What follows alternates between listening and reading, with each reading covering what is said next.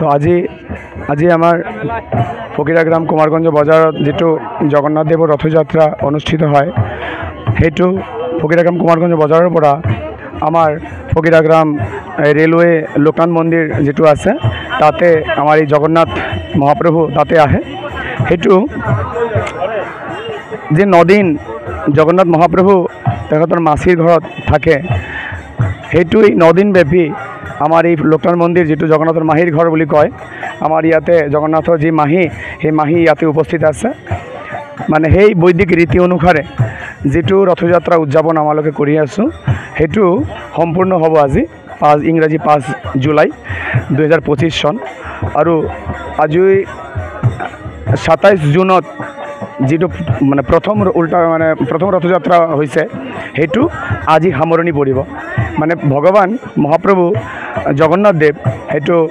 মানে প্ৰথম আহাৰ মাহৰ শুক্লা দ্বিতীয়া তিথিত যেটো ৰথযাত্ৰা হয় আমাৰ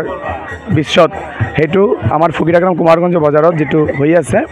সেইটো আমাৰ ফকিৰাগ্ৰাম লোকনাথ মন্দিৰ প্ৰাংগণত 8 দিন ব্যাপী ইয়াতে অনুষ্ঠানদি হয় প্ৰহৰে প্ৰহৰে জগন্নাথৰ ভোগ নিবেদন সমস্ত বিভিন্ন দূৰ দূৰান্তৰ পৰা আহি ৰাইজসকলে ভক্তসকলে আহি ভোগ নিবেদন কৰে সেইটো আজি মানে যেতিয়া এই যে আমাৰ ফকিৰাগ্ৰাম কুমাৰগঞ্জ বজাৰত যেটো আজি 10 বছৰলৈকে হৈ আছে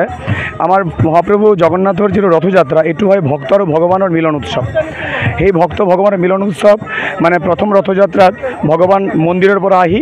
মানে ৰাস্তাত আহে এই কাৰণে বাহিৰত আহে এই কাৰণে ভগৱান ভক্তক দৰ্শন কৰিবৰ কাৰণে মন্দিৰৰ পৰা বাহিৰত ওলায় আজি মানে প্ৰথম ৰথ যেটো মানুহ হৈছে মোটামুটি